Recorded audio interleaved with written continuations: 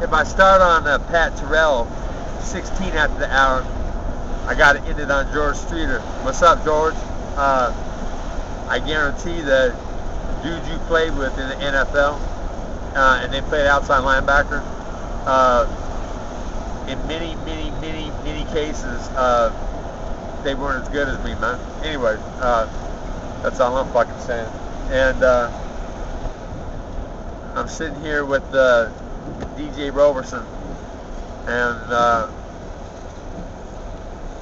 telling him that when I'm rich, what I'm gonna do is I'm gonna fucking pay for him to get a license to carry a gun, and then that's gonna be a bad motherfucking combination, you know, a black man that's bad as fuck, okay, and will kick your ass if you push it, and giving him a fucking a weapon legally, you know what? Bring it on, bitches. It's all good. Yeah, and was talking about why I would need, you know, people around me that liked me, trusted me. I could trust them, you know, because the FBI sure as hell, they haven't done their job over the years, you know. I mean, Martin Luther King, JFK. Question, brother. Around a black dinner table, have you ever discussed, you know, the government killing Dr. King? No. Shit, around mine, it was, you know. Not my grandpa's, but my mom's for sure. And you know, that's what the government does. Anybody that threatens the fabric of society is eliminated.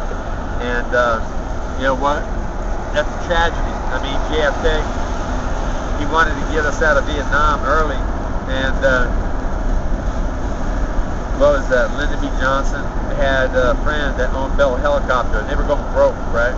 And then they turned Vietnam into a fucking helicopter war, and that's a helicopter war. You know what that was? That was a bunch of fucking, like, a bunch of commando little guerrilla excursions here and there all over. It wasn't a fucking unified solid driving force, and so we got our asses kicked in that. And a lot of people, families' lives torn apart, you know. It's happening right now in Iraq, and America is so fucking asleep at the wheel that other countries are wondering what the fuck is wrong with us, that we're allowing all this shit to happen. And Harry Gopal's got fast hands, doesn't he? Yeah. And you know what?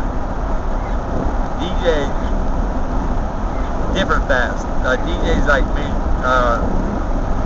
longer, kind of like Tommy Hearns to Sugar Ray Leonard. All right.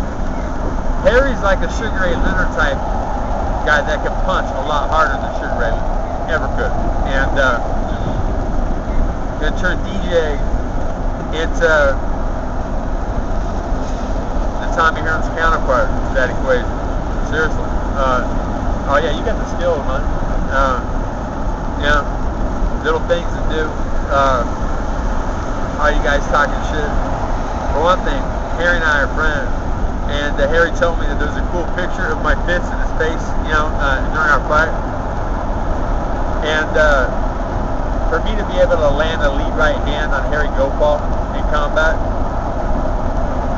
that's blazing hands me, didn't it? Okay, that's the kind that, you know, freezes you and you don't see. So all I'm getting at is that if Randall Lamont, tell you what, Randall Lamont sent me a wow. Randall Lamont sent me a fucking picture of a tattoo. I think it's on his forearm, I can't tell. If it's his dick, dude should be in pornos, but, you know, anyway. And said, you know, he got it from me. And it's like, what you should have done is got that on your fucking forehead, homeboy, on your chin. You know what I'm saying? Because without you being able to kick and take you to the ground random, you don't stand a fucking chance. My hand speed will take over. DJ, when I say that my hand speed will take over and freeze these guys and they're going to be overwhelmed, am I talking out of my ass, or can I actually make that happen? Yeah, you got the skill to do it. Yeah, I can, and I got the skill to do it. Alright? What I'm saying, motherfuckers out there talking shit on me like Gus Walsh, you pussy cunt bitch,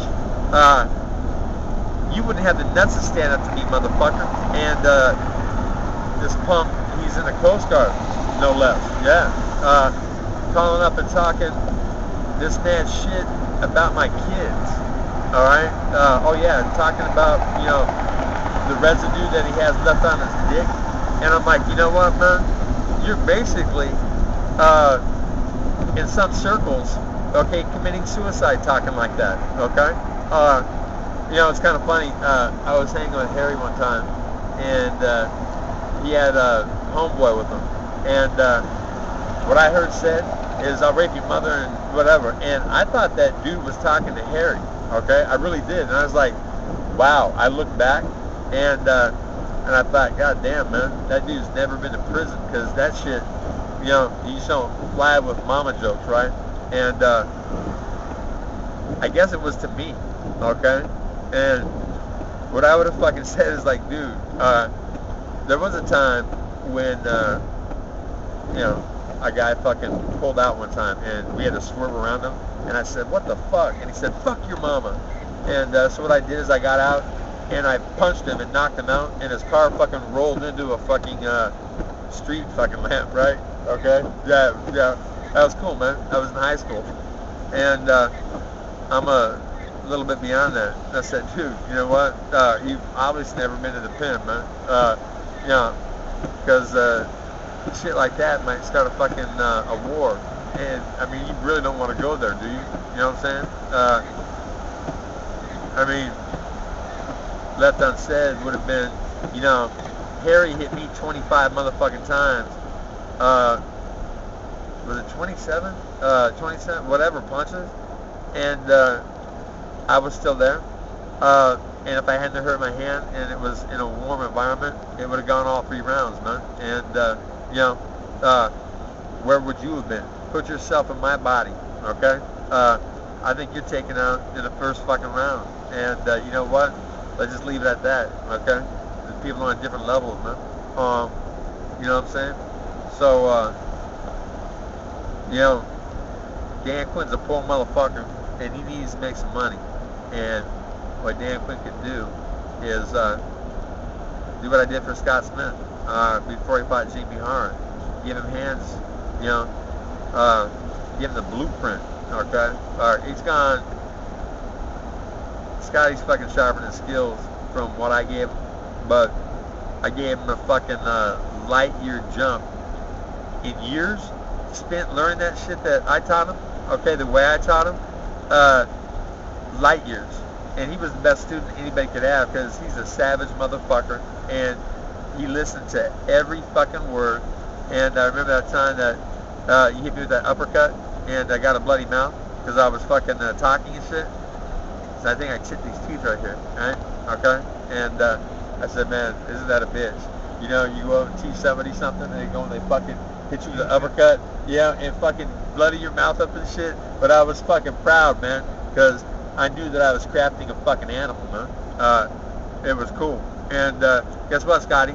Well, shit, DJ, since we're just into this,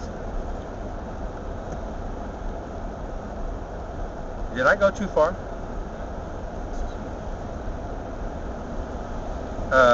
I should have got off the one when I fucking jumped. You can go there or you can go here. Yeah. Anyways, we haven't even talked. Now, Scotty gave me his number, but you know, I'm not in Scott's inner circle. Okay. If I give you hands, so you know you can have the fucking ability to take a step into the upper echelons of fucking cage fighting, you know, and you're doing your thing like Scott. Are you gonna forget my name, homie? Come on, man. You know what I'm saying? You won't go down like that, huh? You know? So what I'm getting out of this, I'm gonna get this to free to my friend, all right? But to somebody I don't know, money, okay? And how much you think the education I gave Scotty's worth, man? I mean, seriously. Just so we know, there's DJ, okay? And 1021. That was worth thousands of dollars, don't you think? Okay, hands, that education. Of course, I mean, it depends on how long, I don't know how long you spent with it. Well, put it like this. I took Scott Smith from ground zero to crafting that 9-second loop of a knockout. We practiced it for 8 motherfucking weeks. Boom.